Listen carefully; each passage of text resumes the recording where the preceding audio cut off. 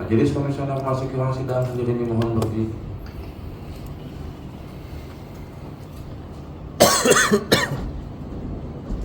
Recording in progress.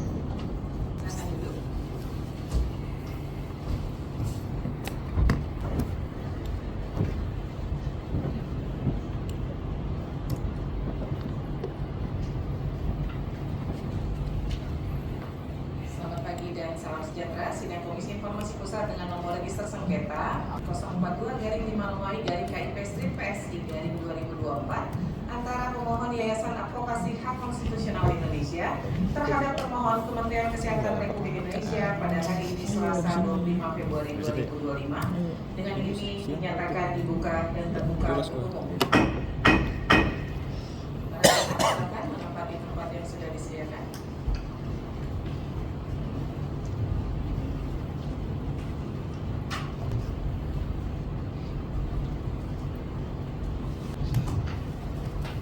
Dari pihak termohon tidak ada yang baru ya? Yang nama ya? Baik. Untuk disampaikan bahwa hari ini persidangan masuk pada pemeriksaan ahli, di mana ahli ada dua, yang satu dihadirkan oleh pihak pemohon dan satunya dihadirkan oleh pihak termohon. Kami akan mulai terlebih dahulu dari ahli yang dihadirkan oleh pihak termohon, pihak pemohon, saya ulang, pihak pemohon. Ini melalui online ya, karena beliau ada di Semarang, ya, sedang ada di Semarang. Baik, saya sapa dulu Ibu Dr. Susilorini MD, MSI Med, SPPA. Selamat pagi Ibu. Suara saya terdengar dengan jelas Ibu? Selamat pagi, Majelis Hakim dan para hadirin. Ya. Dengan jelas. Ya, Ibu kan bisa menunjukkan identitasnya, Ibu KTP-nya mungkin ditunjukkan ke layar.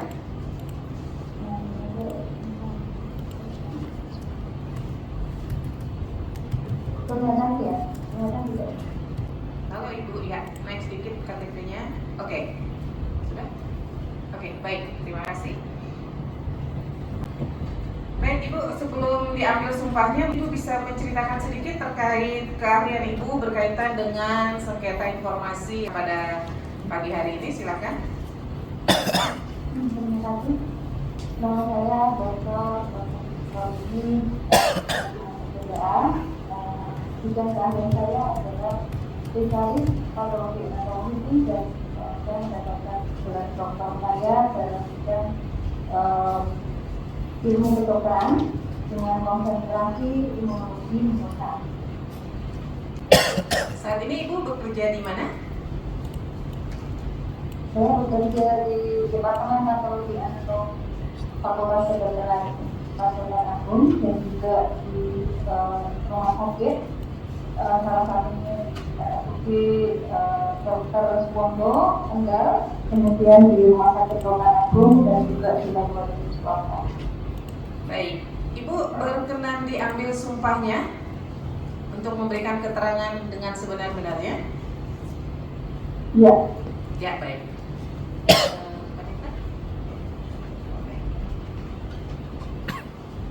Ibu Susilorini bisa mendengar suara saya? Bukan. Tolong diikuti ya. Ya. Demi Allah saya bersumpah Demi Allah saya bersumpah sebagai ahli sebagai ahli akan memberikan keterangan sesuai dengan akan memberikan keterangan sesuai dengan keahlian saya keahlian saya dengan sebenarnya, tidak lain daripada yang sebenarnya. tidak lain dari yang sebenarnya. Baik, terima kasih. Saya akan bertanya kepada Ibu terlebih dahulu, nanti akan dilanjutkan oleh majelis. Setelah itu para pihak akan bertanya kepada Ibu. Ibu paham tidak mengenai informasi yang dimohonkan oleh pemohon kepada Kementerian Kesehatan dalam hal ini sebagai termohon? Ya, saya paham. Informasi yang dimaksudkan adalah informasi tentang data kejadian ikutan pasca imunisasi. Ya, hubungan Ibu dengan pemohon apa, Bu? Saya berteman, tapi saya tidak begitu mengenal karena saya hanya berkomunikasi ketika saya diminta sebagai saksi. Ya, dengan termohon ada yang dikenali barangkali, termohonnya ada 3 dari Kementerian Kesehatan? Tidak. Tidak ada. Dengan majelis ada keterkaitan atau ada kenal hubungan saudara, keluarga atau pernah kenal? Tidak ada. Tidak ada ya, baik. Sudah menerima salinan Ibu ya, jadi sudah tahu terkait apa yang disengketakan pada hari ini ya Bu ya? Iya. Ya. Bisa Ibu jelaskan dari sudut pandang Ibu sebagai ahli terkait informasi yang dimohonkan ini, sejauh mana informasi itu bisa disampaikan kepada publik? Ya.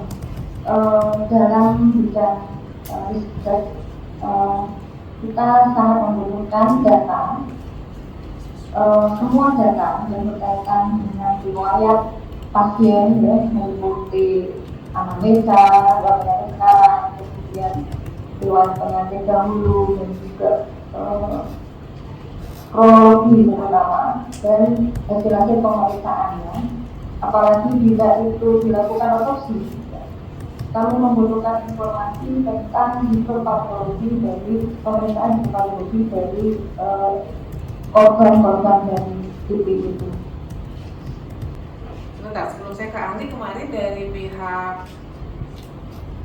termohon pada saat pemeriksaan setempat mengatakan bahwa semua peraturan, keputusan, surat edaran sudah diberikan kepada pihak pemohon ya? Iya. Sudah diterima? Iya. Sudah puas dengan hasil yang diberikan? Iya, iya.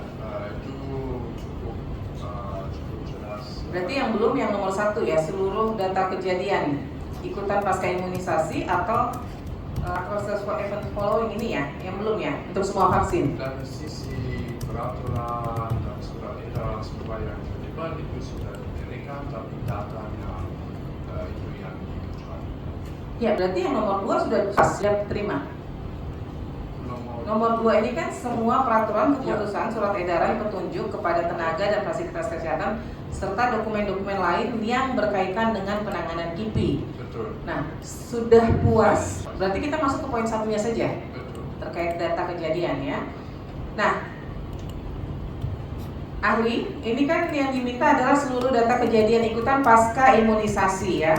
Nah, sejauh mana informasi yang dimohonkan oleh pemohon ini kan pasti ada memuat informasi yang dikecualikan juga, informasi pribadi ya.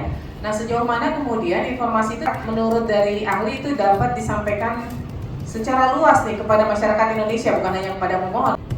Ya, jadi data itu sebaiknya dibuat semacam laporan kasus, ya, karena dengan laporan kasus itu data itu akan dilakukan analisa, ya, dilakukan analisa oleh ahli yang seharusnya independen ya, tidak ada konflik of interest, di mana case report ini bisa dilakukan analisa kembali. Jadi kita bisa membuat case dari lalu dengan adanya case report dan case dari ini, kita bisa menginvestigasi lebih lanjut bagaimana mekanisme terjadinya, kemudian bagaimana kita melakukan perencanaan terhadap pencegahan dan penanganan supaya tidak terjadi. Sebenarnya kan kalau ada kasus nih, misalnya ada kasus pasca imunisasi kemudian meninggal gitu ya, itu kan sebenarnya di media juga disampaikan ya dengan tidak menyebutkan identitas korban gitu ya, atau identitas anak, misalnya anak yang diimunisasi.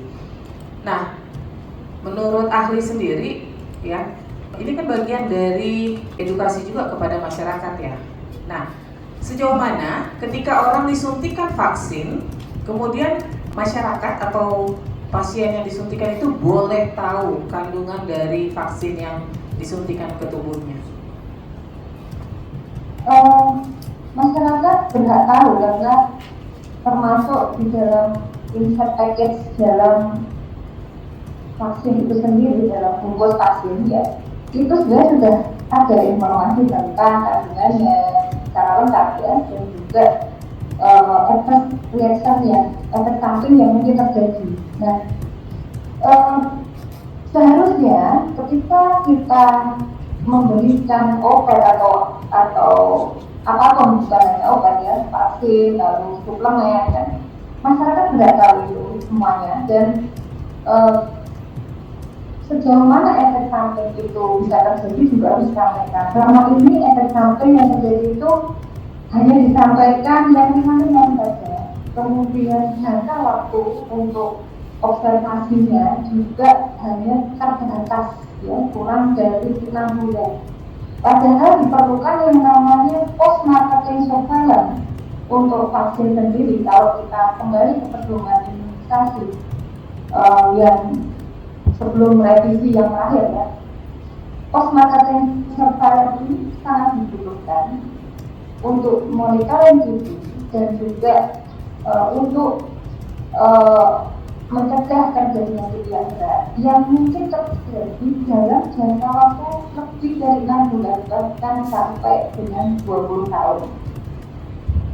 Kemudian post marketing surveillance itu bukan hanya untuk melindungi masyarakat dari TB, tapi juga untuk inovasi vaksin yang lebih aman, karena data ini diperlukan untuk membuat vaksin baru dengan paradigma baru, karena semua arah dari inovasi di dunia kesehatan sekarang ini bersifat personal. Dalam dunia vaksin, ya, kita harus mengakui bahwa setiap manusia itu punya variasi, baik di tingkat genetik maupun mikrobiom, dan itu akan mempengaruhi reaksinya terhadap vaksin. Sepengetahuan ahli, tadi tidak disampaikan kepada publik, kan harusnya dilakukan analisa ya, jumlah vaksin yang disuntikan kepada sekian banyak orang, kemudian ada kasus atau tidak terjadi, misalnya dari 1.000 orang itu ada terjadi kasus berapa banyak, dan kemudian itu dianalisa, itu dilakukan atau tidak ya? Dilakukan dan diumumkan, disampaikan. Iya, bila saya melihat berita-berita tentang usia masa yang saya baca di media sosial, bukan orang gitu ya, atau kalau saya nggak punya televisi saya nggak, yang saya baca itu berita-berita itu pada akhirnya hanya menyampaikan bahwa itu tidak berhubungan dengan vaksin. Jadi dalam perjalanan ketika saya mendampingi banyak korban vaksin, walaupun sudah diotopsi pun, ya, hasilnya yang keluar selalu tidak ada. Ya, padahal kalau kita buka literatur di jurnal, itu banyak yang menyatakan berhubungan, akan tetapi jarang. Nah, apakah jarang dan dulu ini benar-benar jarang apabila sekarang data itu tertutup hanya oleh para ahli tertentu yang tidak independen menurut saya, dan mempunyai konflik interest ya, karena mereka menduduki posisi-posisi penting dan ternyata mereka berbisnis di dalam rantai penjualan dari vaksin itu sendiri. Ahli, saya ingin tahu nih terkait data kejadian ikutan pasca imunisasi ini ya, kan yang dimohonkan oleh pemohon kan tidak by name, tidak lengkap namanya. Nah, sejauh mana suatu kasus yang disampaikan, misalnya disampaikan kepada publik atau kepada pemohon, ya, ada kasus misalnya kita tahu lah di masyarakat juga banyak informasinya, atau di media juga banyak, setelah imunisasi mungkin kemudian lumpuh, atau setelah imunisasi meninggal, atau setelah imunisasi kemudian ada kejadian-kejadian. Nah, sejauh mana kemudian ketika data itu disampaikan dengan tidak menyebutkan nama, ya, atau dengan tidak menyebutkan tempat, kemudian itu bisa mengungkapkan identitas dari pasien tersebut dalam bentuk data kasar ya, misalnya di suatu tempat disuntik imunisasi tidak menyebutkan namanya, tapi setelah imunisasi kemudian pasien yang bersangkutan meninggal dunia dan sebagainya, tidak menyebutkan nama, tidak menyebutkan tempatnya secara spesifik. Nah, sejauh mana kemudian publik bisa menggambarkan, oh, orang ini nih ternyata yang meninggal pasien A, pasien B, pasien C gitu. Ini kan banyak pertanyaan gitu. Apakah kemudian dengan tanpa menyebutkan nama, dengan tanpa menyebutkan alamat tinggalnya secara spesifik, atau dengan tidak menyebutkan rumah sakitnya secara spesifik bisa menunjukkan identitas dari pasien yang bersangkutan? Mungkin tidak? Kalau dilaporkan dalam bentuk laporan kasus tidak mungkin, karena laporan kasus itu detail dari kronologi detail, tapi dalam laporan kasus salah satu etiknya dalam penulisannya adalah tidak boleh menyebutkan nama dan alamat. Jadi menurut ahli kalau data itu disampaikan kepada publik sebenarnya aman-aman saja? Aman-aman saja. Dan ya sayangnya masyarakat kita itu kan terdidik sebetulnya ya. Nah, yang viral itu rata-rata yang menggunakan masyarakat, ya. Jadi itu sesuatu yang bisa kita kontrol ya. Hanya saja sebagai ahli harusnya kita membuktikan bahwa kita itu mengenal tidak punya optimal kita itu membela rakyat dengan cara salah satunya adalah setiap kasus kita laporkan, kita investigasi dan kita mendidik masyarakat untuk itu. Baik, bagaimana ahli meninjau terkait kasus sengketa informasi ini? Dan kemudian sekali lagi saya menanyakan kembali sejauh mana menurut pandangan dari ahli bahwa data kejadian ikutan pasca imunisasi ini seharusnya dibuka kepada publik.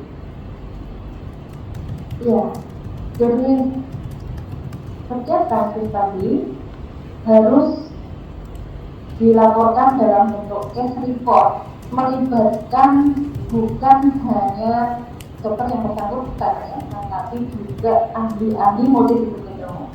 Kalau saya melihat fakta dari persidangan kemarin, korban pasien COVID yang mengalami, menurut saya itu stroke ya. Di sana ada beberapa investigasi yang kurang lengkap, di mana otopsi tidak melibatkan dokter patologi anatomi. Dan seharusnya pun keluarga pasien itu berhak menerima informasi lengkap dan berhak mengajukan dengan kenapa kok tidak dilakukan ini dan itu, berhak mendapatkan kesempatan untuk second opinion ya kepada ahli yang lain yang mereka lebih independen misalnya. Setiap investigasi kasus harus melibatkan ahli yang independen. Baik, terima kasih ahli. Saya persilakan majelis, ada yang ingin bertanya? Dari majelis kiri. Terima kasih Dok. Saudara ahli, saya apresiasi begitu banyak penelitian yang sudah dilakukan, bahkan kelasnya juga internasional. Apakah pernah melakukan penelitian dari hasil data semacam KIPI, kesetaraan KIPI ini, entah itu di Indonesia atau di luar? Penelitian itu bisa dengan 30 kata dan ini saya tanya ulang. Tapi saya ulangi ya, ahli. Apakah pernah melakukan penelitian dari hasil kesetaraan semacam data KIPI ini, semacam KIPI ini, mungkin dalam bentuk yang berbeda, tetapi ada informasi yang bisa diperoleh semacam dari hasil report KIPI ini. Satu, kedua, menurut ahli,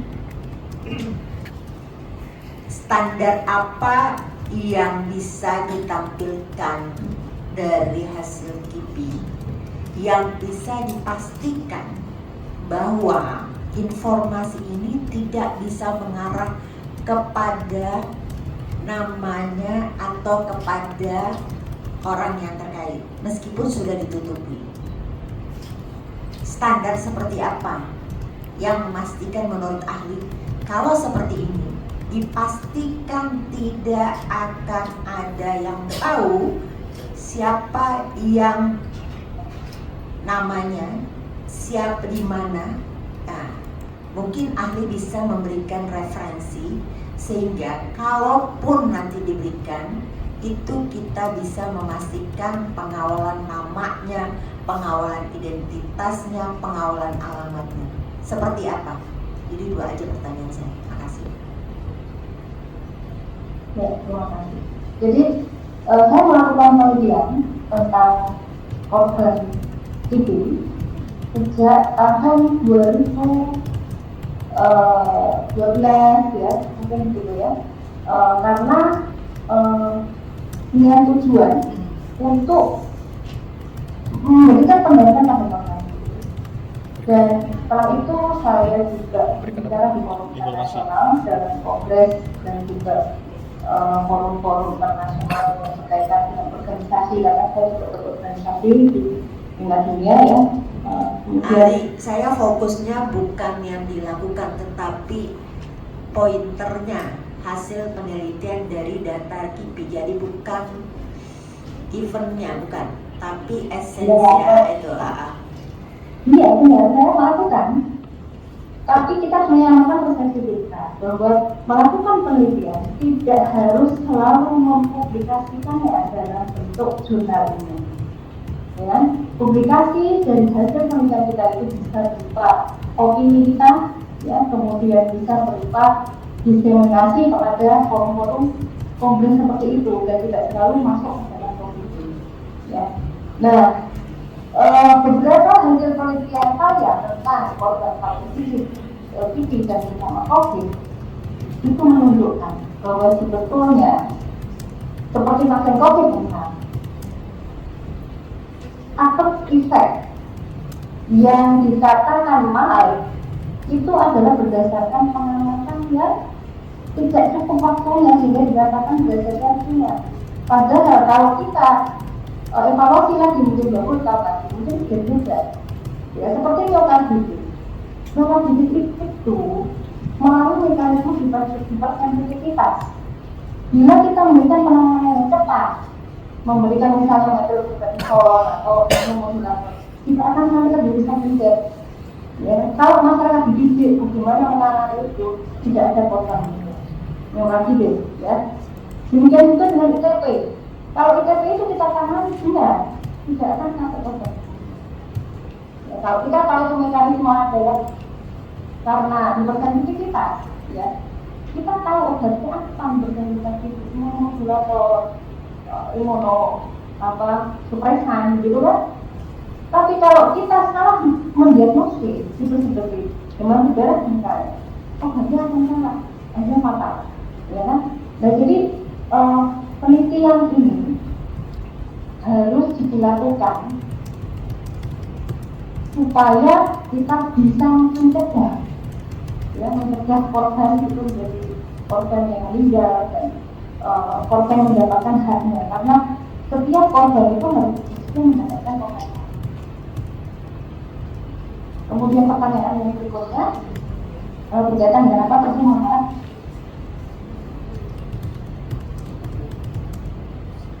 Pertanyaan kedua, tadi kan sudah disampaikan. Kira-kira standar seperti apa yang bisa digunakan hasil KIPI yang memastikan nih bahwa siapapun membacanya tidak akan tahu siapa orangnya, di mana ini.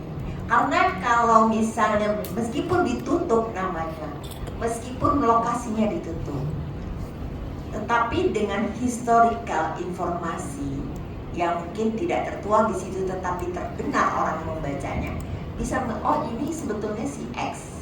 Nah, menurut ahli seperti apa standar atau apakah pernah mengetahui standar yang pas untuk memberikan hasil KIPI tetapi dipastikan dari KIPI itu meskipun ditutup nama dan alamat dipastikan tidak akan ada yang tahu historical informasinya.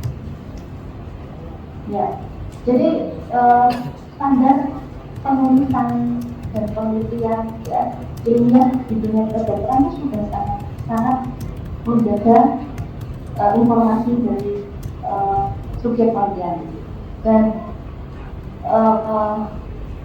case report Terus report itu di dalam dunia kedokteran itu adalah sesuatu yang penting.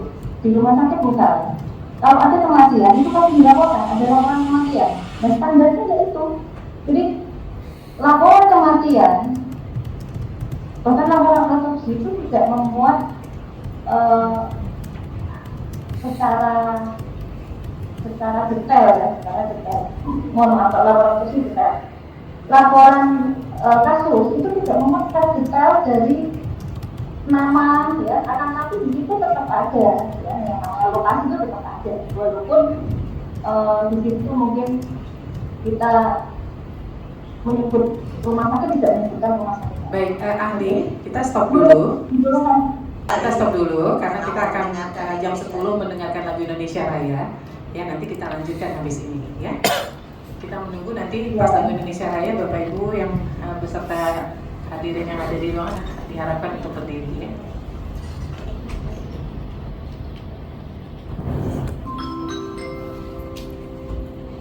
Untuk panitia, dalam waktu 5 detik lagu Indonesia Raya akan diputar. Mohon yang berada di tempat untuk berdiri sejenak.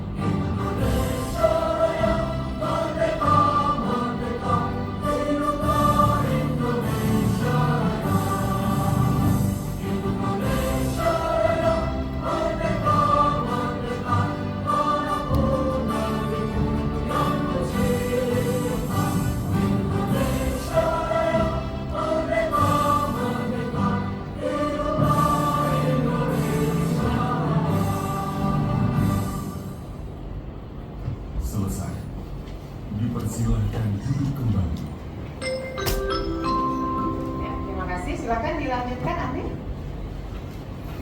Ya, terima kasih. Jadi standar laporan dalam laporan kasus di dunia kedokteran itu sudah sangat-sangat menjaga privasi dari para korban sebetulnya. Jadi kebocoran informasi yang berkaitan dengan informasi data pribadi dari korban kemudian rumah sakit itu sangat-sangat kecil.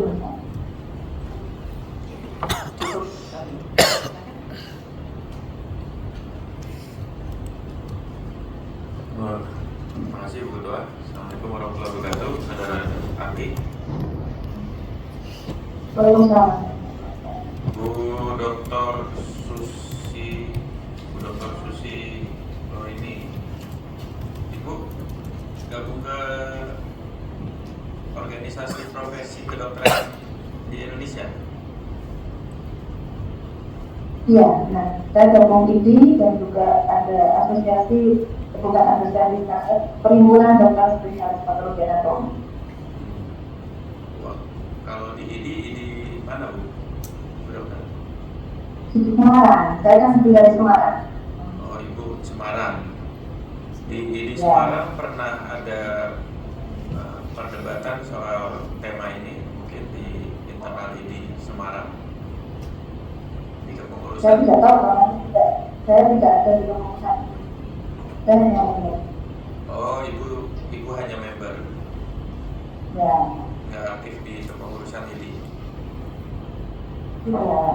Kalau di organisasi profesi kedokteran aktifnya di mana? di Perhimpunan Dokter Spesialis Patologi Anatomi sebagai pengurus sekarang, kemudian di tiap internasional ya, karena Kalau yang di patologi anatomi. kalau spesialis patologi anatomi itu yang Indonesia ya. Kalau yang internasional kayaknya saya Internasional ada World Economic Health enggak, yang internasional nggak usah, saya nggak kejangkau ininya pengetahuannya. Yang di Indonesia itu spesialis patologi anatomi di bawah koordinasi ini juga apa gimana?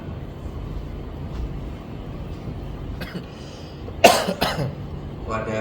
Iya, di bawahnya itu. Oh. Itu pernah ada perdebatan juga di wadah spesialis patologi anatomi terkait tema ini. Bagaimana? Apakah ada perdebatan juga antara pikiran ibu dengan spesialis lain di wadah spesialis patologi anatomi? Kenapa? Dalam pengalaman saya beberapa kali dipanggil ya oleh waktu itu masih asosiasi ya, asosiasi patologi anatomi, karena pengaduan dari beberapa dokter yang mengadukan saya kepada asosiasi saya di tingkat pusat yang menuduh saya sebagai anti.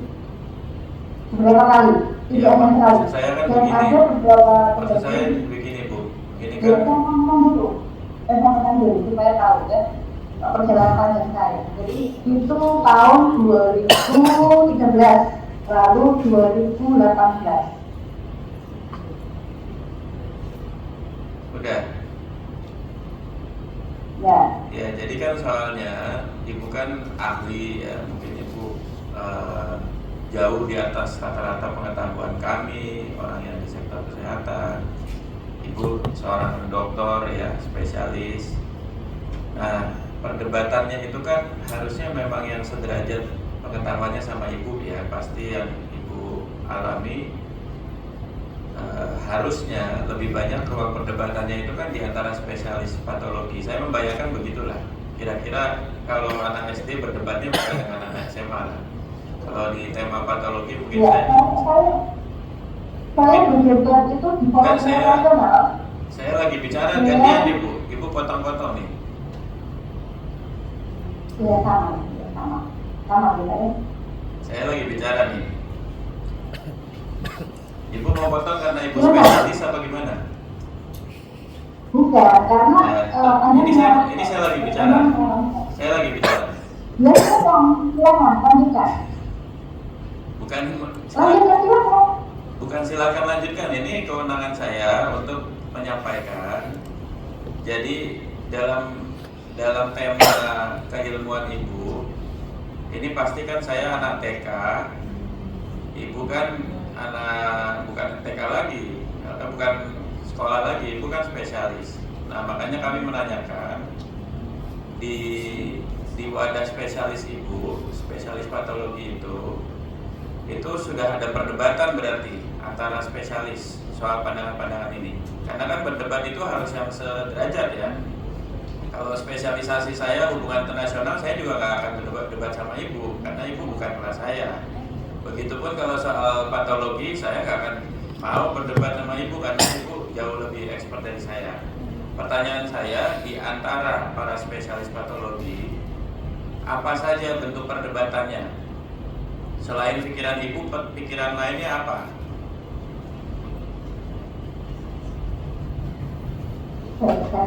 Saya sudah selesai. Ya. Ya, kita harus membedakan perdebatan dengan diskusi ya Pak. Dan saya sangat menjauhi perdebatan dengan sesama politik.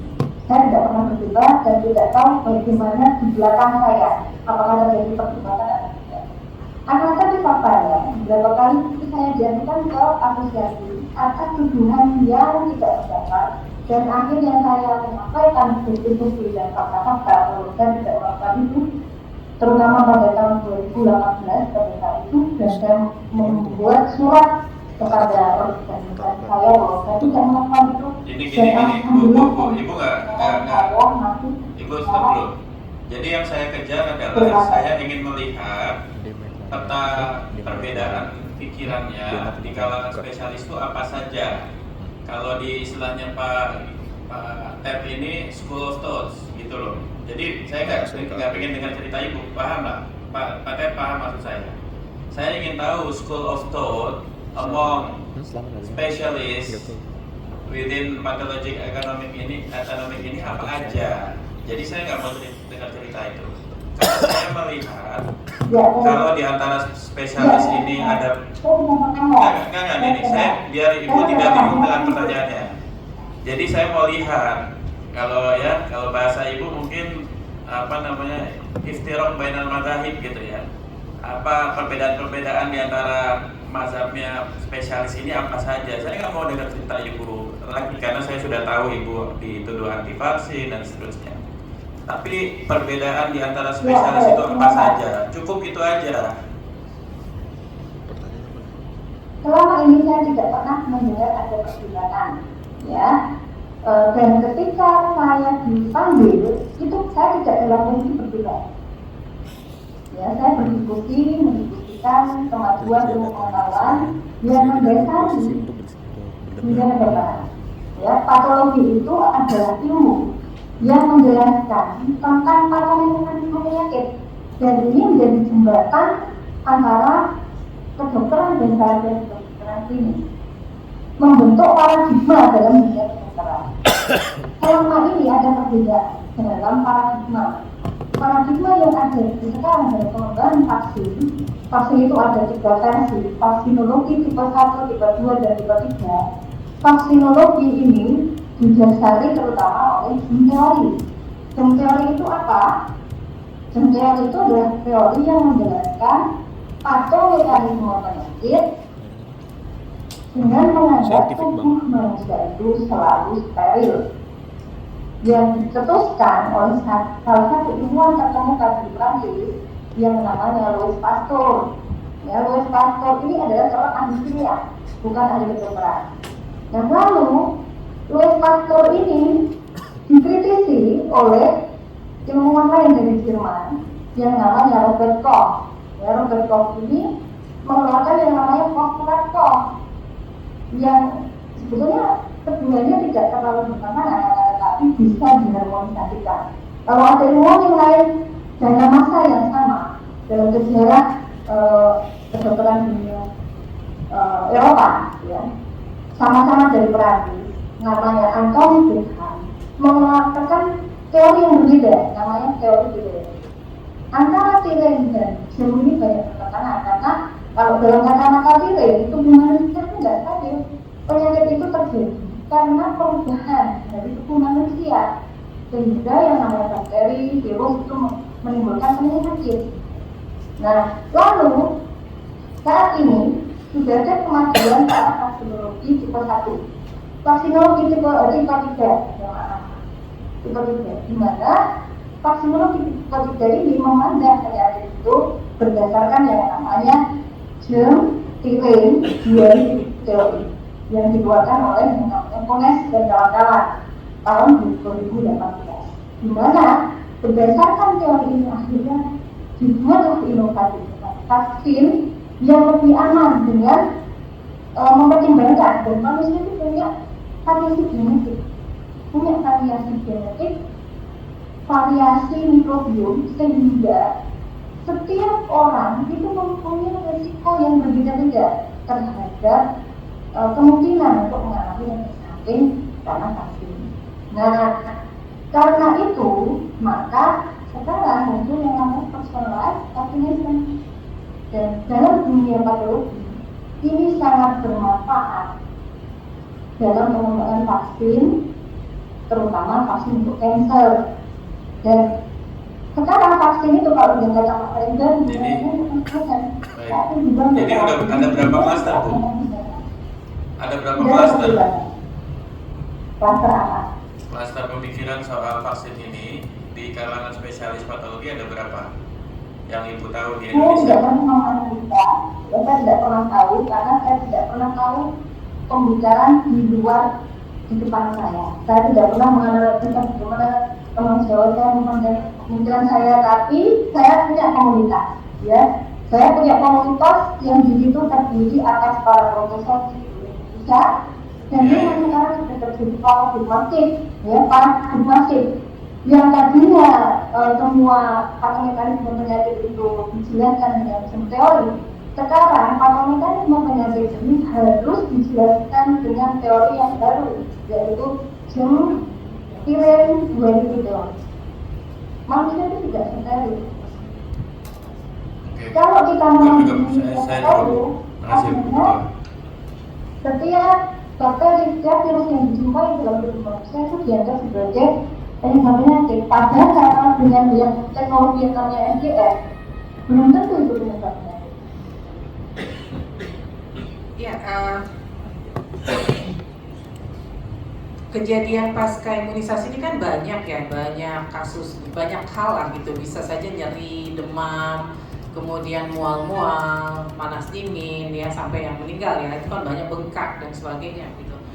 Nah, berdasarkan data yang saya dapatkan, ini di luar negeri, saya cari data di Indonesia, saya belum ketemu, saya nggak tahu, nanti saya termohon harus menjawab ini nih. Ini salah satu contoh nih. Ada informasi misalnya vaksin AstraZeneca picu pembekuan darah dan sebagainya. Uji vaksin COVID-19 Pfizer di Amerika Serikat 2,1 ribu orang meninggal dunia. Kemudian uji vaksin COVID-19 Moderna di Amerika Serikat 2,3 ribu orang meninggal dunia. Ini diumumkan nih ke publik gitu kan. Nah, sejauh mana kemudian ahli melihat informasi-informasi yang tadi saya katakan, ini kan banyak nih kejadian pasca imunisasi ya.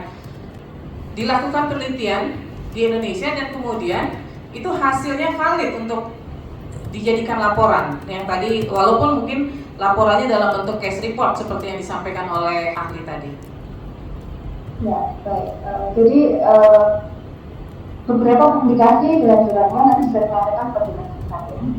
Ini salah satunya yang saya citasi di sini adalah publikasi oleh para peneliti dari Departemen Pharmaceutical Chemistry, ya, Institut Salvita Medical and Chemical Science di India, di mana publikasi di jurnal Peer Review, ya, walaupun di sini hanya peer juga, ya, ini yang publishernya adalah LPP. Salah satu cara untuk mengetahui apakah satu hasil penelitian itu valid atau tidak adalah ketika dia dipublikasikan di jurnal peer review yang sudah direview oleh banyak reviewer, dan itu bisa publish gitu ya. Nah, di sini disebutkan bahwa efek event itu salah satu mekanismenya adalah melalui mekanisme imunologi dan autoimun. Dan ini mereka menyampaikan kenapa data ini penting ya, karena ini adalah untuk monitoring dan juga mencegah terjadinya kematian dari korban-korban ini, dan dibutuhkan transparansi dan akurasi informasi supaya kita bisa melakukan riset yang kontinu dan surveillance analisa ya, untuk mengetahui bagaimana mekanismenya dan bagaimana mengobati mencegahnya gitu ya. Jadi dengan melihat bahwa informasi itu dipublikasikan di jurnal peer review menunjukkan bahwa itu adalah informasi yang valid dan akurat. Ya, saya misalkan mohon barangkali ada yang ingin ditanyakan kepada ahli. Terima kasih majelis. Terima kasih Dr. Susilo ini. Saya mau mulai dari salah satu contoh yang spesifik, dan rahasia bahwa beberapa bulan lalu ada peran antara termohon dan saya di media sosial dan vaksin polio, di mana saya publikasi banyak data dan bukti bahkan dari WHO bahwa semua kasus polio di Indonesia disebabkan oleh vaksin polio. Pertama, menurut ahli, apakah benar semua kasus polio yang ada di Indonesia berasal dari vaksin polio? Ya, kalau kita mengatakan semua kasus itu disebabkan pasti oleh vaksin polio, itu sebetulnya tidak benar. karena bisa juga itu disebabkan karena vaksin liar, karena virus liar. Maka kalau kita mau menginvestigasi itu kita harus lihat ya, di negara lain yang sama. Kalau di Indonesia itu saya lihat investigasinya itu masih menggunakan teknologi yang kurang canggih ya. Yang canggih misalnya di Inggris ya, menggunakan FDS, menggunakan primer yang juga mengakomodasi adanya kemungkinan virus liar dan virus dan vaksin. Nah itu bisa dibedakan antara apakah ini dari virus liar ataukah dari vaksin. Nah akan tapi kita kembali ke paradigma. Kalau paradigma kita masih menggunakan teori teknologi yang kita lakukan salah, metode kita salah, kesimpulannya akan salah. Tapi kalau paradigma kita menggunakan zoom nilai duality teori, teknologinya benar, kesimpulannya akan benar. Karena sekali lagi saya sebutkan bahwa manusia itu tidak hanya terdiri atas hal yang dulu. Manusia itu adalah makhluk biologi yang mengandung ekosistem termasuk virus polio. Poliomavirus itu ada di dalam gastrointestinal mikrobiom. Ya, artinya ada mekanisme yang perlu kita gali lebih dalam sekarang, yang kita belum penuh mengerti. Ya, karena teknologi manusia itu sangat terbatas, akal manusia sangat terbatas. Kita hanya mengandalkan sekarang teknologi yang paling tinggi adalah FDS. Sedangkan patomekanisme ini harus ditelusuri dengan bukan hanya pada manusianya, kita harus menggunakan postulat Koch untuk menelusurinya, karena untuk mengetahui bahwa satu virus menyebabkan penyakit itu tidak cukup hanya menemukan virus itu dalam tubuh orang yang sakit. Kalau teori itu cukup ya, dengan mengidentifikasi satu virus pada tubuh orang yang sehat dan orang yang sakit ternyata pada orang sehat tidak ada, pada orang sakit ada, itu biasa seperti itu. Tidak bisa seperti itu. Itu ibarat kita masuk ke hutan, lalu ada satu orang manusia meninggal di hutan, di situ ada singa, lalu kita menuju singa itu sebagai pembunuh. Padahal di situ banyak jejak, ada jejak ular, ada jejak serigala, ada jejak yang lain. Kita nggak pernah mau tahu bahwa kemungkinan yang lain itu ada, kemungkinan itu pembunuh dia ular atau serigala, singa baru datang. Nah artinya bahwa teknologi manusia itu semakin berkembang, maka paradigma juga harus diubah. Kalau paradigma diubah, metodologi juga harus diubah. Metodologi itu akan menimbulkan sesuatu yang benar gitu. Jadi kalau paradigma yang hanya menggunakan teori, tidak bisa kita menimbulkan bahwa kesimpulan itu ada. Apalagi di Indonesia teknologinya masih menggunakan PCR. Baik. Apakah menurut Ali kalau ada kasus polio di Indonesia di mana virus polio berasal dari vaksin, apakah itu bisa dianggap sebagai kejadian ikutan pasca imunisasi? Seharusnya bisa. Seharusnya bisa. Baik. Ya. Jadi menurut Ali, kalau termohon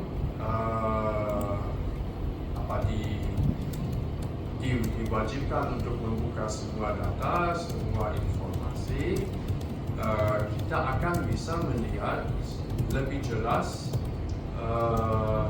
terutama oleh para ahli independen, seperti apa kejadian polio akibat vaksin, dan mungkin masyarakat luas bisa lebih bersuara dan lebih memaksa Kemenkes untuk menggunakan vaksin yang tidak menyebabkan polio.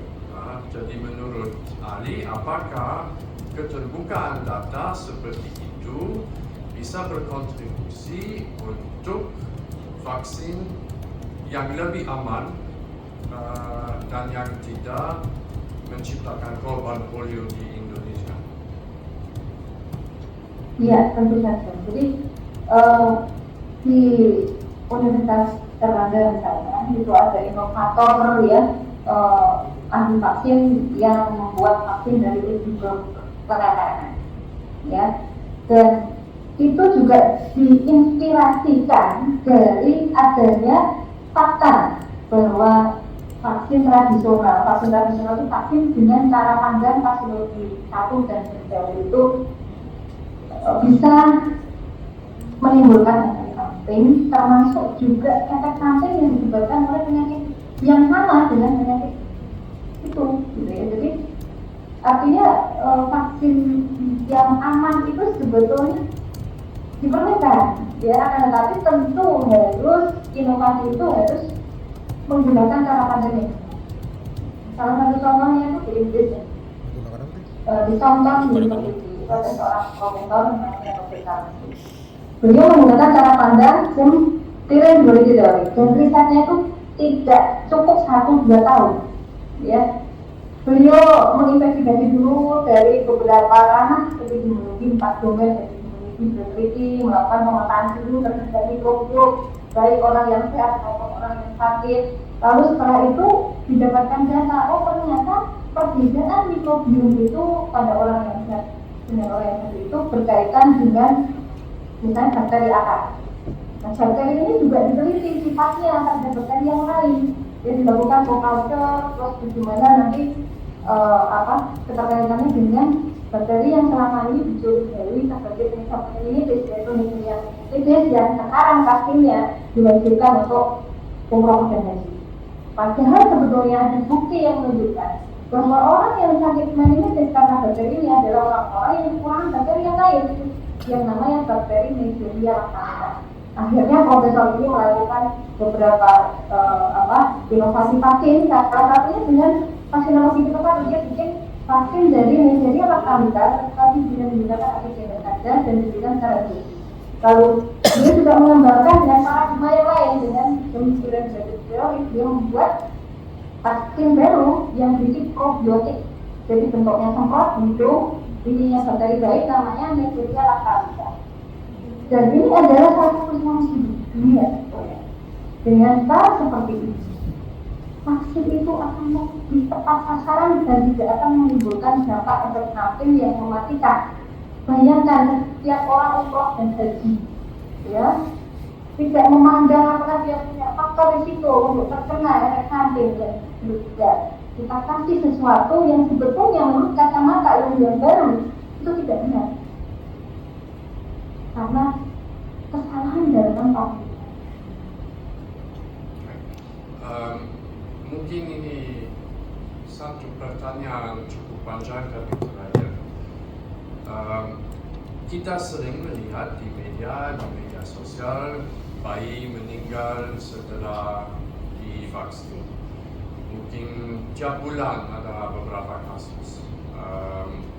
Masuk ke media sosial, tiba-tiba ceritanya hilang, atau keluarga tiba-tiba gak lagi bersuara, menghapus akun media sosial. Kita juga selalu melihat pernyataan dari Dinkes atau Kemenkes tidak ada hubungan dengan vaksin. Ini kebetulan. Saya masih ingat contoh yang paling buruk selama COVID. Mereka mulai menyuntik anak-anak dengan Sinovac. Tiba-tiba banyak anak meninggal katanya karena DBD. Mereka kena trombositopenia yang secara ilmiah terbukti bisa terjadi setelah vaksinasi, tapi selalu dinyatakan DBD oleh Kemenkes. Saya sendiri mengajukan permohonan keterbukaan informasi kepada Kemenkes untuk meminta bukti DBD. Memang bisa membuktikan dari laboratorium apakah ada virus DBD atau trombositopenia terjadi akibat penyebab yang lain seperti vaksin. Itu juga ditolak oleh Kemenkes. Pertanyaan saya, apakah menurut Ali di Indonesia ada upaya dari termohon, dari Kemenkes untuk menutupi semua kasus ini apakah itulah upaya terstruktur untuk menutupi semua KIP, ya, dan apakah menurut Ali itu harus di stop, ya, dan untuk memenuhi informed consent, masyarakat berhak untuk tahu semua data KIP yang ada. Ya, jadi untuk melihat bagaimana nasib dari para korban di Indonesia dibandingkan negara lain, Indonesia itu paling tragis. Sekarang kita melihat di Amerika, kita sekarang berkata ke Amerika juga, karena kebijakan kesehatan di dunia rata-rata adalah merujuk pada Amerika. Kenapa bisa begitu? Kalau kita kembali ke panjang history pada sejarah, ahli Amerika itu ada namanya Dr. William tapi beliau ahli patologi, ya, ahli patologi ya, yang mengambil ilmunya kepada Louis Pasteur awal. Tapi kemudian dia juga belajar pada Robert Koch. Baik Louis Pasteur dan Robert Koch, dua-duanya mempunyai inovasi vaksin walaupun mereka berselisih, ya, walaupun. Nah, akhirnya dari ahli patologi ini mendirikan laboratorium di universitas, ya. John Hopkins itu adalah salah satu peran penting dari ahli patologi, ya. Dan John Hopkins sekarang juga sudah mengembangkan vaksinologi tipe 3, ya, vaksinologi tipe 3 yang mengarah pada personalized vaksin, tapi konsentrasinya pada vaksin kanker. Nah, di sana data itu dicatat oleh CDC dan dilaporkan oleh CDC. Bahkan CDC juga membuat informasi-informasi tentang pencegahan hepatitis dan bekerja sama dengan WHO. Nah sekarang Amerika keluar dari WHO, kemudian Robert F. Kennedy Jr. diangkat menjadi Menteri Kesehatan. Lalu beliau bersama dengan ilmuwan, karena beliau tidak sendirian, ya, karena beliau itu sebenarnya basicnya adalah lawyer yang mendampingi para korban tadi. Ya, bagaimana seorang lawyer bisa begitu perjuangannya, ya, sampai bisa mencapai menjadi seorang Menteri Kesehatan, ya kan? Menunjukkan bahwa ada sesuatu yang dia perjuangkan, ya, itu nilainya adalah kemanusiaan dan beliau tidak ragu. Nah, masalahnya di Indonesia bagaimana sekarang, ya?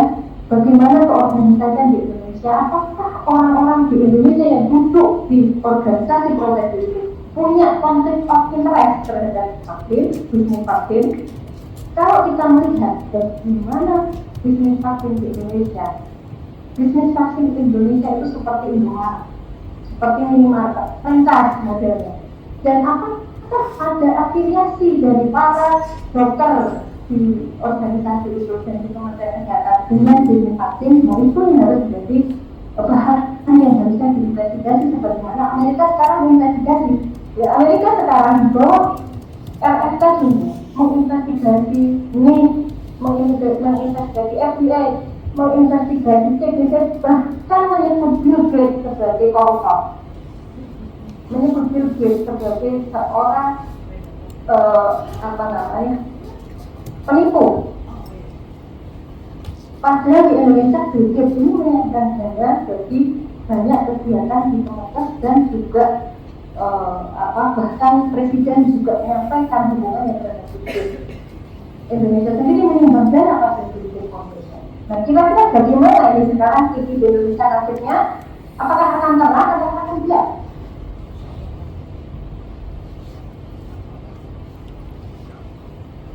Jadi menurut Ibu cukup sangat singkat jawabannya, di Indonesia ada upaya terstruktur untuk menutupi semua data dan informasi KIP dari publik. Benar. Dan menurut Ibu itu sangat melanggar prinsip informed consent. Iya, melanggar Sumpah Hipokrat. Ya, karena Sumpah Hipokrat salah satunya menyebutkan self is do no harm.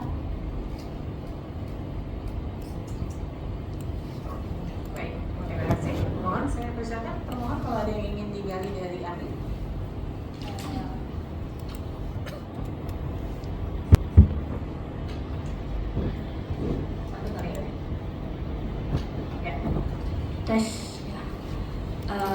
Ahli izin, apakah ahli tahu Undang-Undang Kesehatan pasal 4 ayat 1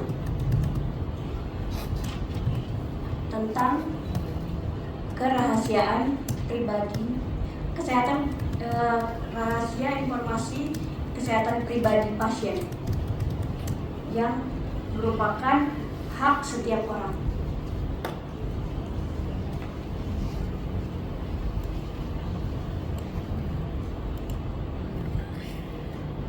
Sudah?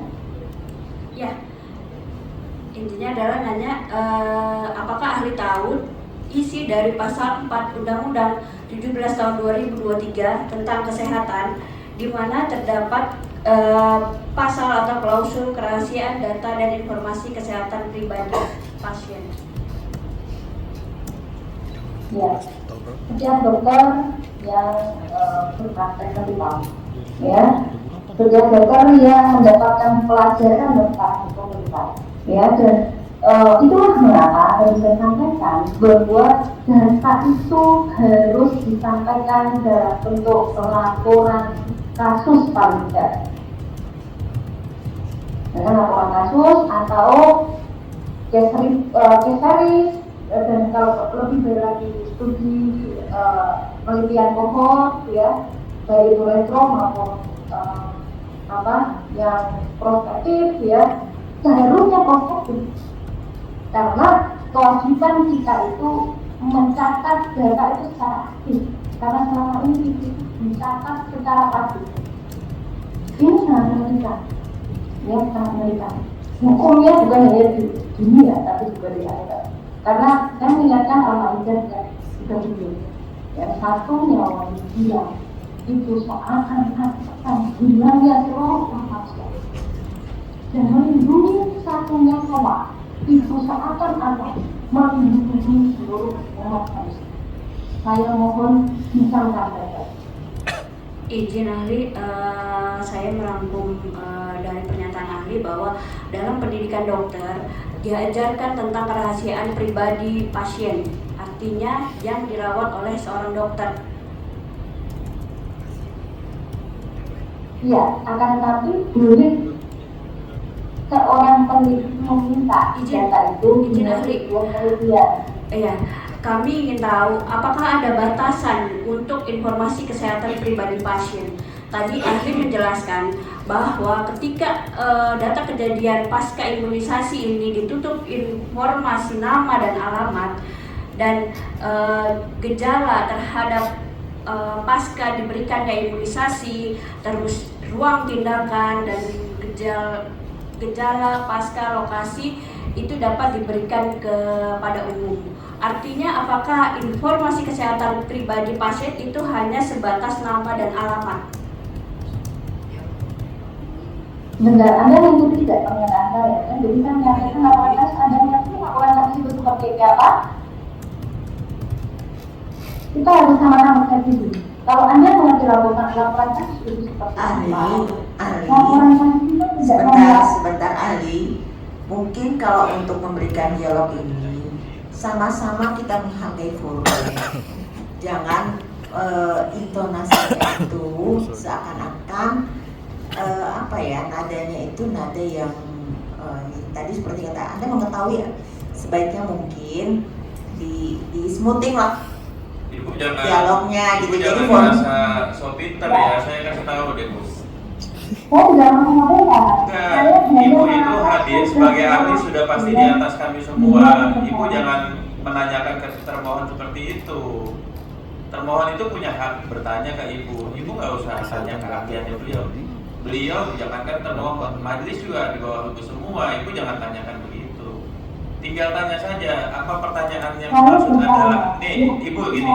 Apa yang dimaksud dari pertanyaan saudara adalah ini. Cukup begitu. Jangan Anda ngerti ini kan? Jangan nanya balik. Yang diundang sebagai ahli itu ibu. Ibu pasti di atas kita semua. Jangan sok pintar begitu, ya. Ya, langkah halus itu tidak selalu tidak menjatuhkan orang lain, Pak. Ya. Dari tadi saya mencium ada sesuatu yang berusaha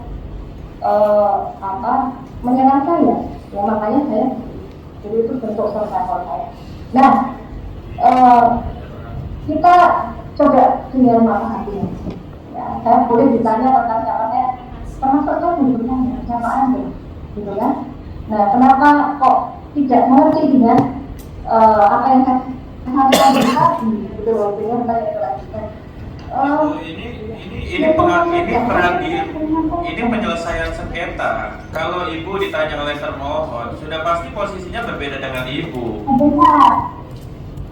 Sudah pasti termohon itu berbeda dengan ibu. Ibu kan diundang sebagai pemohon. Gak usah merasa offended gitu. Ya, jadi ahli. Gak usah merasa offended, itu biasa aja. Kalau ada yang berlebihan, yang menegur itu majelis. Itu udah biasa kami itu. Ibu nggak usah kegeeran orang-orang nyerang ibu, nggak usah begitu sikap mentalnya, biasa aja. Kalau ibu nggak keberatan, ibu ngomong, majelis izin, saya tidak siap. Kayak pemohon juga ngomong begitu. Biasanya pemohon yang ngomong, mohon izin, ahli kami diundang sebagai ini, tidak pantas pertanyaan seperti itu. Majelis akan stop. Ibu nggak usah feel offended gitu, nggak perlu bu. Nggak perlu di sini kayak gitu-gitu ya bu ya. Sebentar. Kenapa membuat saya kalimat saya itu akan dibuat beliau itu kenapa Anda kenapa kok tidak mendengar saya kata dijelaskan ya? Apa dosik Anda itu sama dengan saya kan gitu? You don't have to feel offended bu. Terus ibu bicara dengan majelis, anda itu nggak sopan juga loh bu. Kami majelis loh di sini. Biasa aja, bicara sesuai dengan tata tertib ya bu. Saya ingatkan. Dalam bahasa Indonesia itu sesuatu yang Saya ingatkan ibu ya, ibu saudara ahli ya. Ibu bicara terus loh.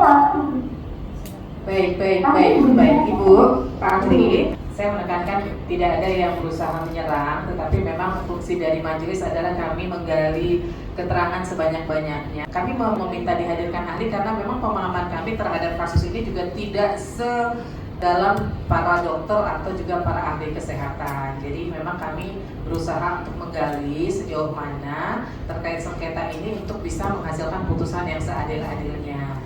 Nah, bahwa kemudian mungkin ada pertanyaan yang lebih mendalam ya karena kami membutuhkan banyak sekali masukan ya. Nanti silahkan Ibu cukup menjawab apa yang disampaikan atau ditanyakan oleh termohon.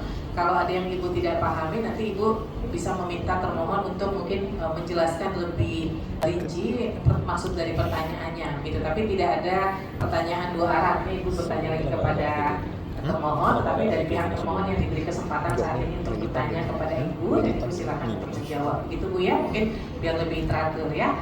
Jadi saya yakin dari majelis maupun pemohon dan termohon kita tidak ada prasangka sama sekali untuk berusaha menekan Ibu, ya.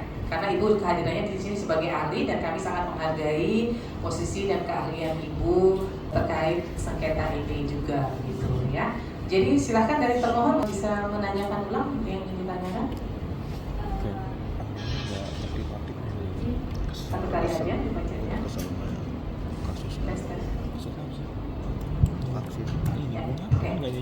Tes ahli izin, kami ingin mengkonfirmasi bahwa kan kalau suatu undang-undang masyarakat ini dianggap tahu, artinya sebelum saya masuk ke dalam pokok permohonan pemohon, artinya kami butuh informasi menurut ahli.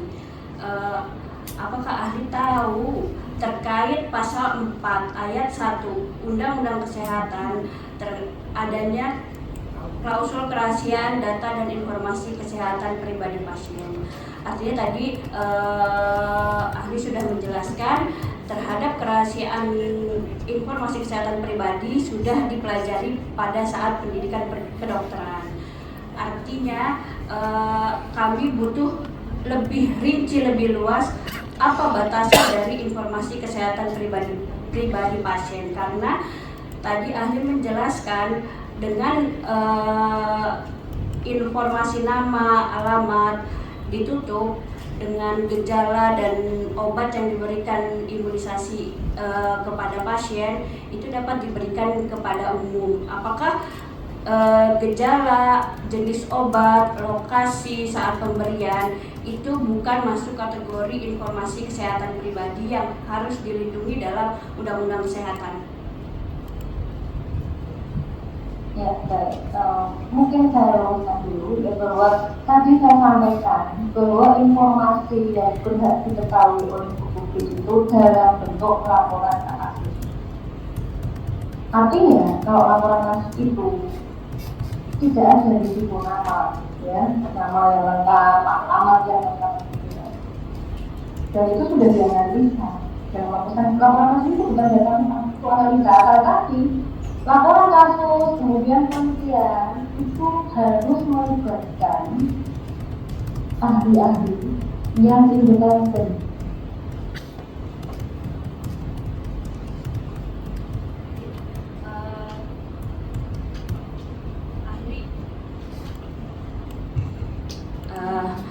Apakah saudara ahli mengetahui adanya Komite Nasional Pengkajian dan Penanggulangan KIPI, Komnas KIPI, yang menurut tusinya lembaga yang independensi terhadap dalam hal melakukan evaluasi dan pengkajian data ikutan pasca imunisasi? Saya tahu, karena nanti kembali lagi dari saya sampaikan bagaimana konflik of interest dari masing-masing anggota yang dianggap sebagai ahli dalam penyelidikan itu, ya. Kemudian bagaimana paradigma yang saya gunakan itu penting juga, karena kesalahan paradigma akan membuat metode yang salah dan juga membuat penimbunan yang salah, sehingga akhirnya kesimpulannya itu pun sebetulnya dalam paradigma yang tersebut akhirnya tidak benar, gitu ya. Artinya menurut ahli keberadaan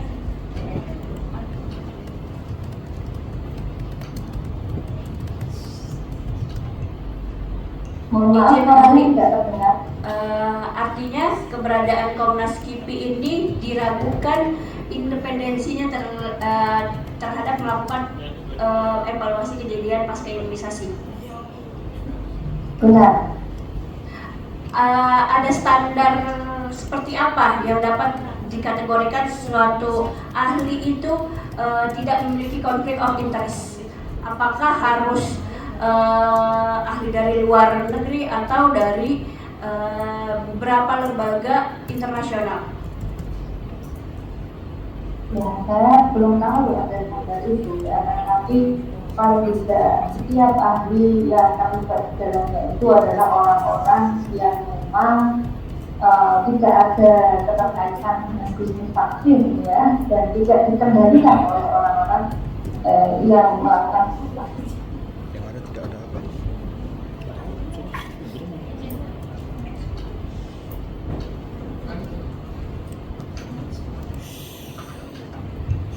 Izin ahli, tadi kan ahli menjelaskan bahwa yang dapat dipublikasikan kepada umum adalah bentuk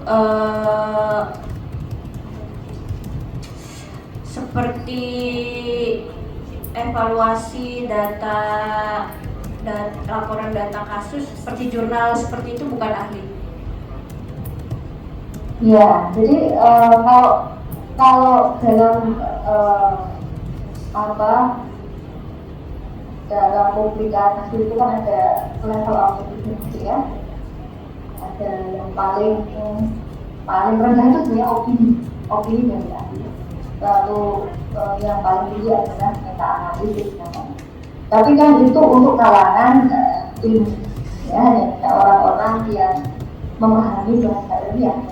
Dan sedangkan seperti WHO itu membuat buku-buku informasi tentang biohabilitas sebenarnya itu dengan bahasa awam. Jadi informasi dari jurnal itu perlu diterjemahkan ke dalam bahasa awam sehingga awam itu mengerti, ya, bahwa ini terutama gejala dan tanda, kemudian bagaimana pertolongan pertama dan juga langkah selanjutnya. Itu sangat penting karena Kalau masyarakat disuruh belajar gunakan ya nggak mungkin, karena tidak semua masyarakat punya pendidikan yang tinggi dan memahami dunia kedokteran ya, dan kedokteran.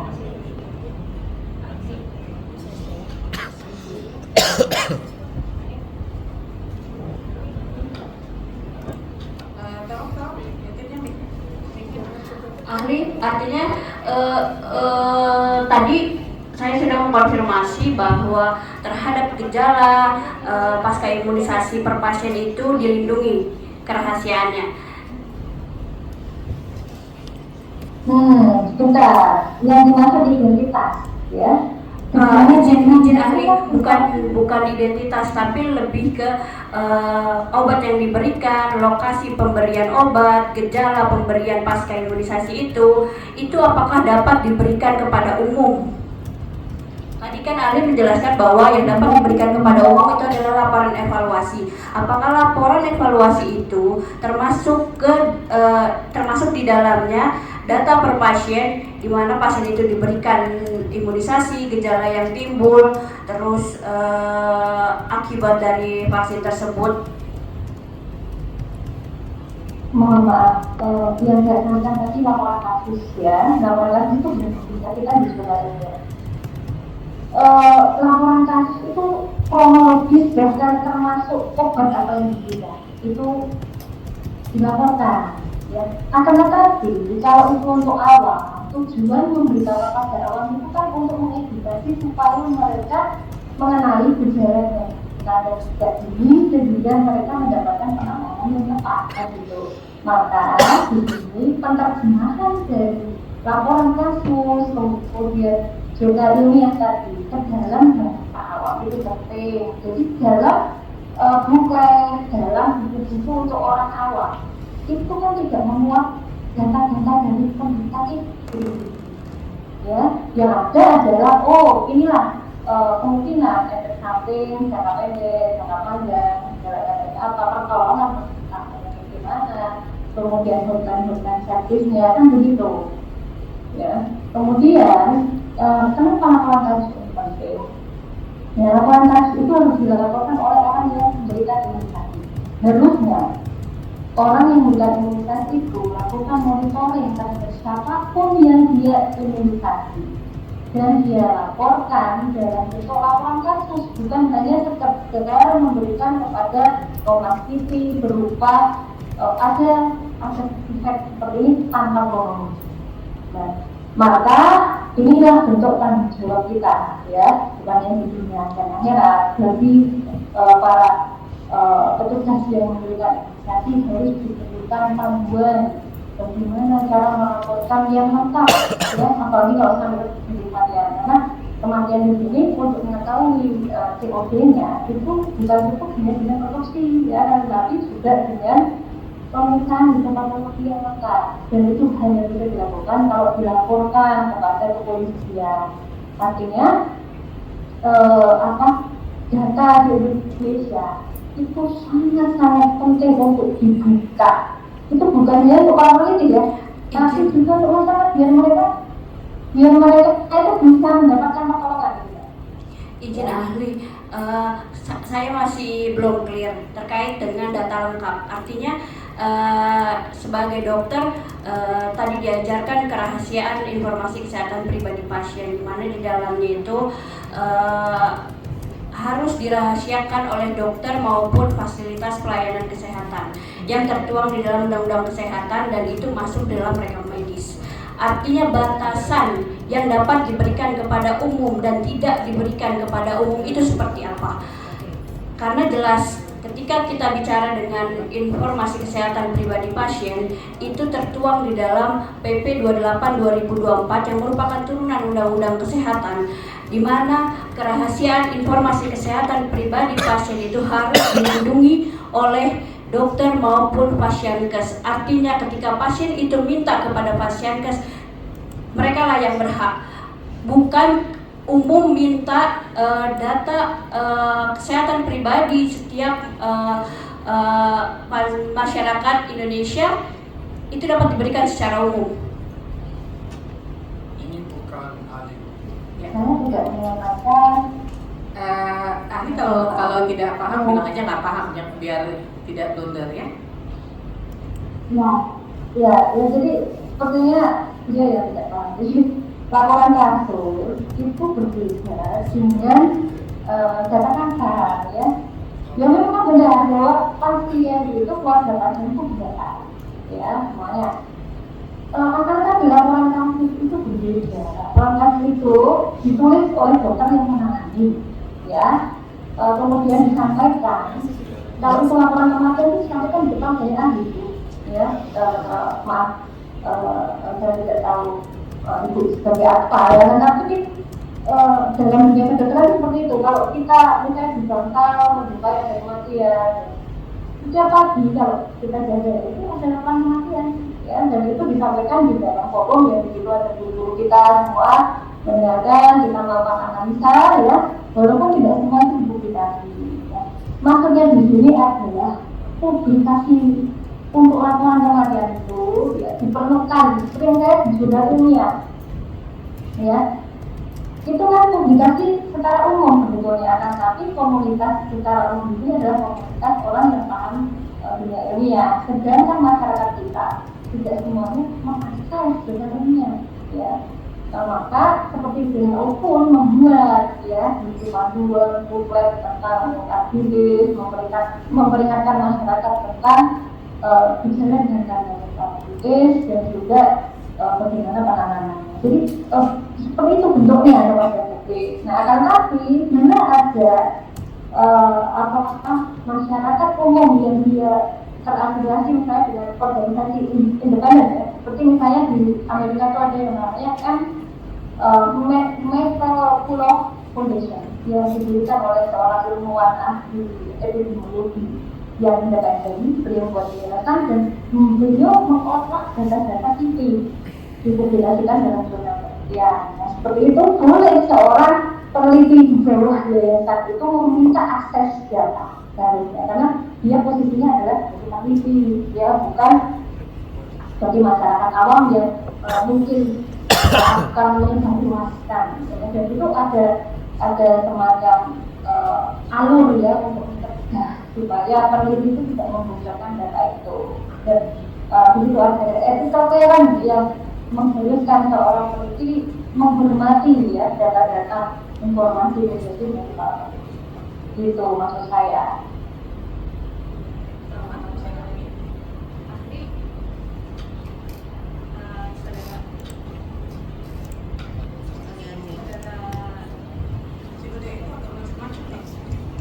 Saudara ahli, apakah pernah diperlihatkan jurnal-jurnal ilmiah yang diberikan kepada pemohon terkait pemantauan terhadap vaksin maupun imunisasi yang diselenggarakan oleh Kementerian Kesehatan?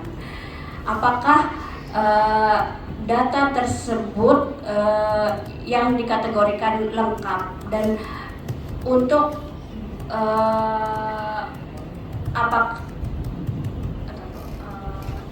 apakah ahli dapat menjelaskan butir-butir isi dari data kejadian pasca imunisasi yang dapat diberikan kepada ahli maupun peneliti dalam melakukan evaluasi data vaksin? Jadi seperti yang saya sampaikan, saya berkomunikasi ya dengan Yayasan Yakin ini hanya dalam bentuk surat permohonan ya. Untuk penelitian terhadap TV itu saya lakukan secara mandiri itu sejak tahun 2012 ya. Kemudian data yang saya masukkan yang bisa diakses oleh para peneliti itu ya lengkap, karena kan kalau kita mau membuat case report, studi cohort prospektif maupun retrospektif, akses kita kan harus kepada data ini medis ya, data rekaman di pasien ya, dan itu dibolehkan dalam dunia penelitian dengan cara mengajukan izin penelitian, surat penelitian, kemudian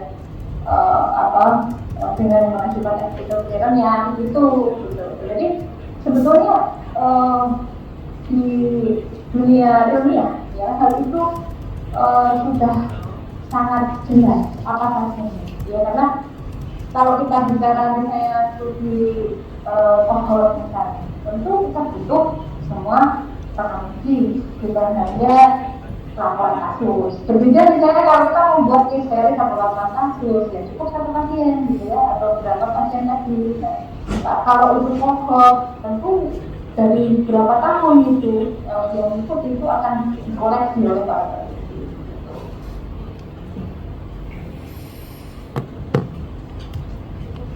Ya. Baik, silakan. Terima kasih, saudara ahli. Keberatan nggak kalau saya panggil saudara ahli? Nggak kan? Tapi kalau saya bilang anda tuh kayaknya nggak nyaman ya, saudara. Ada dua hal. Iya, oke, close. Terkait yang tadi kan pertanyaan, kira-kira keberatan nggak saudara ahli seandainya memberikan salah satu contoh format yang kira-kira memastikan ini tidak akan tertelusuri nih data pribadi, data alamat, seandainya itu yang tadi format yang kira-kira menjadi referensi tapi belum tentu digunakan. Ada ya? Sudah ada? Sudah ada dari pemohon ya? Oke, mungkin dari yang itu dari ahli itu. Itu format umum, misalnya dari United States yang punya database terbesar. Kalau seandainya dari dia boleh kan, seandainya kita ingin tahu referensi, ya, sehingga bisa kita menjadi referensi yang mana kira-kira lebih mengakomodir atau dipadankan. Kira-kira keberatan nggak saudara ahli seandainya diminta supportnya untuk memberikan referensi pemahaman, oh ini loh kira-kira format yang dipastikan tidak akan tertelusuri nama, alamat atau identitas yang tadi bisa dimungkinkan bertentangan dengan undang-undang kesehatan. Satu, kedua, kira-kira setelah dapat itu ada rencana mau penelitian nggak terkait yang ini, materi ini? Karena kalau ada penelitian berarti mengarah kepada unsur kepentingan, konflik kepentingan. Ada rencana nggak? Penelitian saya fokus pada inovasi. Nggak, ya saya bertanya yang untuk ini. Apakah setelah nanti misalnya majelis berpendapat ini dimungkinkan untuk diberikan, gitu? Apakah ada rencana untuk memfollow up data tersebut untuk penelitian? Karena kalau penelitian dimungkinkan nanti kami juga bahas mengarah kepada konflik kepentingan. Karena ahli idealnya independen. Ya, jadi jawabnya singkat aja yang pertanyaan kedua. Iya atau tidak gitu ya. Tidak. Nah, udah ya clear, udah jangan di ini aja. Berarti tidak akan melakukan penelitian, clear ya? Ya, yang pertama tadi kan. Oh, yang pertama gimana? Ya, dengan senang tadi ya dengan. Oh ya, baik. Kalau memang diperlukan, silakan. Ya, mungkin referensi majelis berharap ada support dari yang memang mempunyai ahli yang tadi sudah diomongkan dengan lisan, tentunya akan lebih baik dengan hasil yang kira-kira pemahaman itu bisa menjadi referensi, tapi bukan berarti itu akan diambil. Kedua, berarti tidak akan melakukan penelitian ya, clear ya, ini soalnya direkam bahwa tidak melakukan penelitian hari ini. Oke, untuk yang poin ini ya. Oke, terima kasih Santiago. Baik, ahli Dr. Susilo Rini, kami ucapkan terima kasih sudah berkenan hadir dalam persidangan pada hari ini melalui Zoom. Ya, ahli boleh meninggalkan ruang Zoom. Terima kasih, Ibu Dokter. Ya, terima kasih. Terima kasih. Terima kasih. Terima kasih. Mohon maaf bila ada salah katanya. Ya.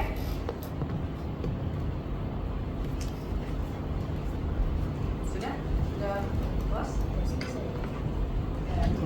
Izin ketua, saya mengingatkan pemohon.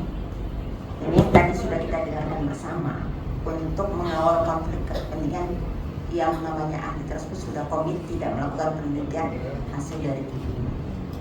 Ya, terima kasih.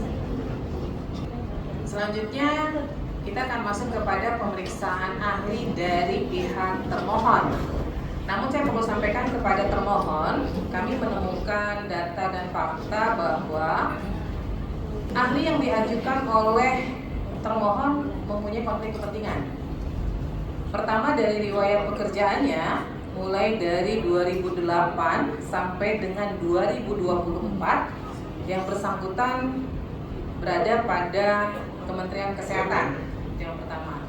Yang kedua, saya menemukan keputusan Menteri Kesehatan Republik Indonesia nomor HK 01.07-Menkes-5-2025 yang terbaru tentang Dewan Pengawas Rumah Sakit Unit Pelaksanaan Teknis Badan Pelayanan Umum di lingkungan Kementerian Kesehatan.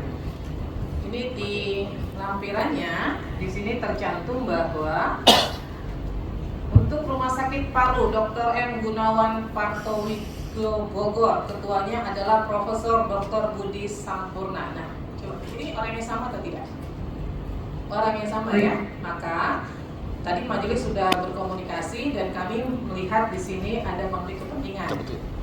Nah, sehingga majelis menolak ahli yang diajukan oleh termohon. Silakan termohon kalau ingin mengajukan ahli lagi diberikan satu kesempatan, tetapi harus bebas konflik kepentingan. Ya, saya kasih tahu catatannya tadi. Yang pertama adalah karena riwayat pekerjaannya dari 2008 sampai dengan 2024 bahkan terakhir kemarin ini adalah semuanya di Kementerian Kesehatan. Itu kental sekali konflik kepentingannya. Kemudian SK terbaru di 2025 juga dikeluarkan adalah oleh Menteri Kesehatan. Ya, sehingga sekali lagi silakan dari pihak termohon untuk mengajukan ahli yang bebas dari konflik kepentingan. Ya, dari termohon ya, paham ya? Oke. Nah, pada pemeriksaan setempat kemarin dari pihak termohon kan diminta untuk melakukan konferensi ulang. Ya, sudah belum? Sudah disampaikan ke majelis.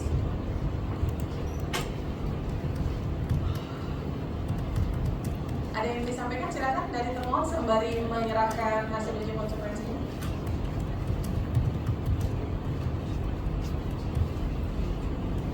Ya, silakan. Izin majelis, menurut saya, kami akan sangat sulit untuk mencari ahli yang tidak punya konflik kepentingan. Hampir semua bisa menemukan konflik kepentingan, terutama untuk topik yang sangat sensitif ini. Kami tidak keberatan kalau ahli mereka diperiksa. Kita akan bisa melihat dari keterangannya apakah ahli bisa mengesampingkan kepentingan tertentu dan bertindak secara netral, dan nanti keterangannya bisa ditolak kalau benar-benar sebuah konflik kepentingan, tapi mungkin kita bisa coba mendengarkan ahli mereka. Ya, tapi pertimbangan dari majelis adalah bahwa betul, mungkin dokter rata-rata pasti berkaitan dengan Kementerian Kesehatan, tetapi tidak menjadi pengurus. Persoalannya ini dia menjadi pengurus nih. Ya, Kepala Biro Hukum Organisasi Kementerian Kesehatan Republik Indonesia, staf ahli menteri, kemudian anggota Dewan Pengawas, kemudian Ketua Komite Transparansi Nasional Kemenkes, dan ada SK terbaru. Kalau tadi di sini berakhirnya di 2024, mungkin masih kami pertimbangkan. Tetapi kemudian ada SK terbaru yang majelis temukan di tahun 2025, sehingga itu menjadi pertimbangan. Jadi silakan cari, kan segitu banyak ahli ya. Jadi silakan cari, walaupun mungkin ada kepentingan tapi kepentingan tidak langsung, bukan kepentingan yang langsung seperti ini. Gitu. Ya, bentar. Misalnya gini, maksudnya, misalnya dicari ketua satgas di rumah sakit mana, gitu. Misalnya dia spesialis, terus ketua satgas COVID-19 di rumah sakit mana, jadi dia tidak tidak secara struktural terlibat dan ada SK-nya gitu. Ya, izin mengkonfirmasi dan mengklarifikasi ahli yang akan kami hadirkan hari ini sebenarnya itu terkait dengan mau menjelaskan norma pendirian Undang-Undang Kesehatan. Kenapa di dalam Undang-Undang Kesehatan ini muncul ada kerahasiaan informasi kesehatan pribadi pasien, dan salah satu ahli yang ikut merancang Undang-Undang Kesehatan ini merupakan ahli yang hadir pada hari ini. Ya, kalau terkait Undang-Undang Kesehatan, data pribadi apa yang harus dilindungi, majelis sudah paham. Yang sebenarnya majelis ingin menggali adalah terkait data KIPI ini. Sejauh mana sih data KIPI ini harus dilindungi? Sejauh mana bisa dibuka kepada publik? Apa saja yang isi KIPI? Jadi terkait KIPI-nya. Kalau Undang-Undang Kesehatan, di situ ada data pribadi pasien yang harus dilindungi dan sebagainya, majelis sudah paham. Ya, itu di dalamnya ada di mana informasi kesehatan itu ada anamnesis. Nah, kami akan mengembangkan di anamnesis bahwa data kejadian KIPI yang lokasi, pemberian obat, gejala itu merupakan anamnesis dari seorang dokter yang akhirnya masuk ke dalam kategori informasi kesehatan pribadi pasien. Ya betul, tapi kan dari sudut pandang orang Kementerian Kesehatan dengan orang hukum itu bisa beda, ya kan?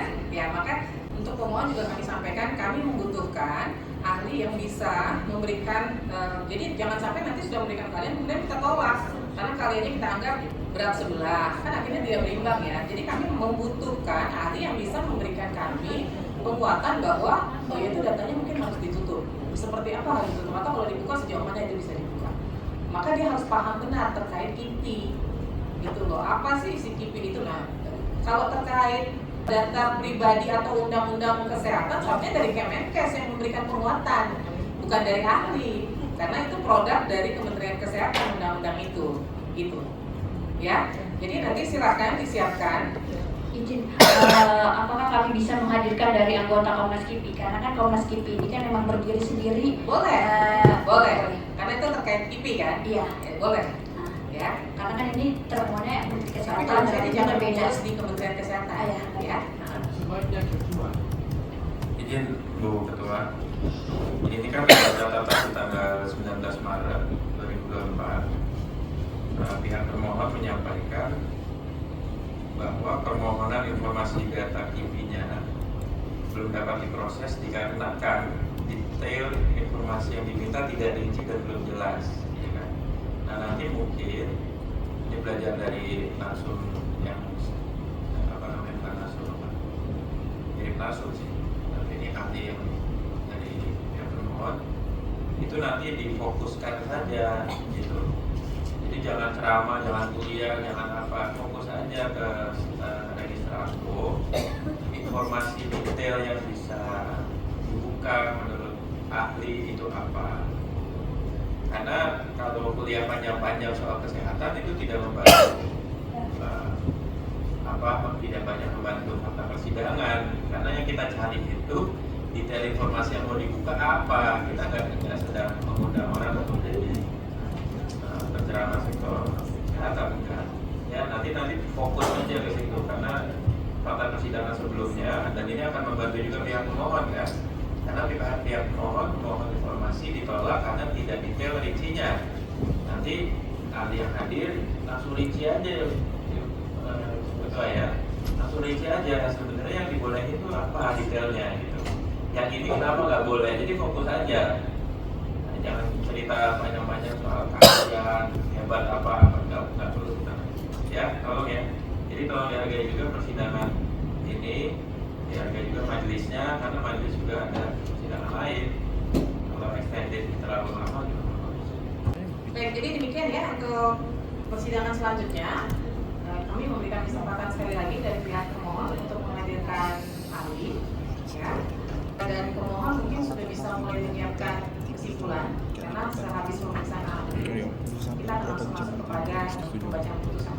Jadi dari pemohon juga nanti sehabis pemeriksaan ahli kami berikan kesempatan untuk membuat kesimpulan para pihak. Ya. Kesimpulan sebelum pemeriksaan ahli atau Sesudah. Jadi nanti sehabis pemeriksaan ahli kita tidak ada sidang lagi, langsung masuk kepada pembacaan putusan. Dan Ya. kami belum menerima uji konsekuensi.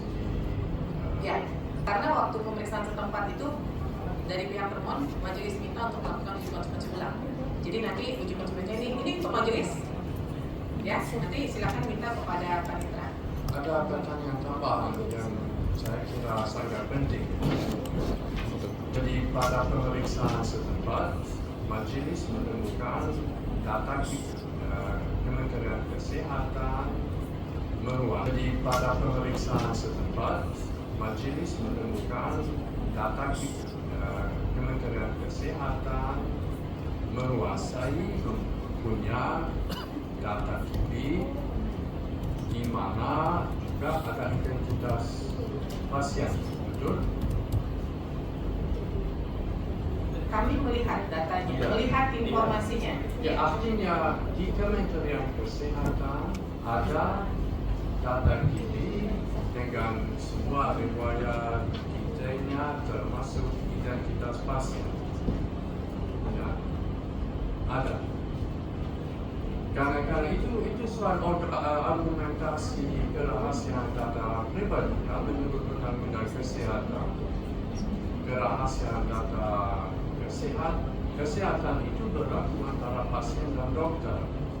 Ya, jadi rahasia semua informasi data kesehatan itu hanya antara pasien dan dokter.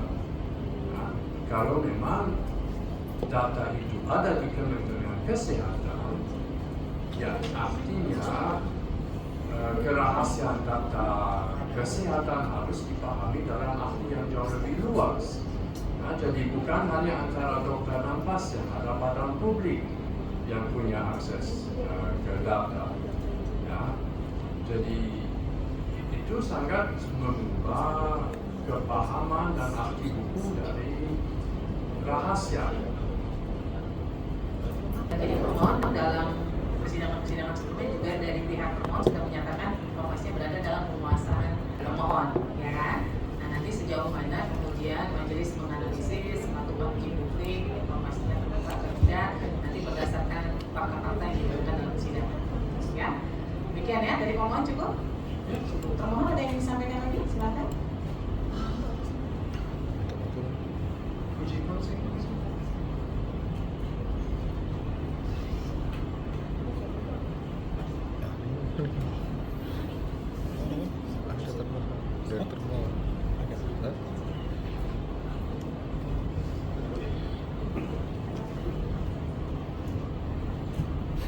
Baik, demikian dari majelis. Cukup ya?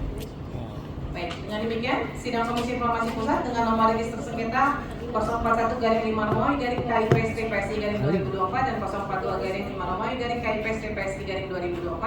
antara pemohon Yayasan Advokasi Hak Konstitusional Indonesia terhadap termohon Kementerian Kesehatan Republik Indonesia pada hari ini dinyatakan selesai dan akan dilanjutkan dengan pemeriksaan ahli dari pihak termohon pada tanggal dan waktu yang akan ditentukan kemudian. Majelis akan sedang terjadi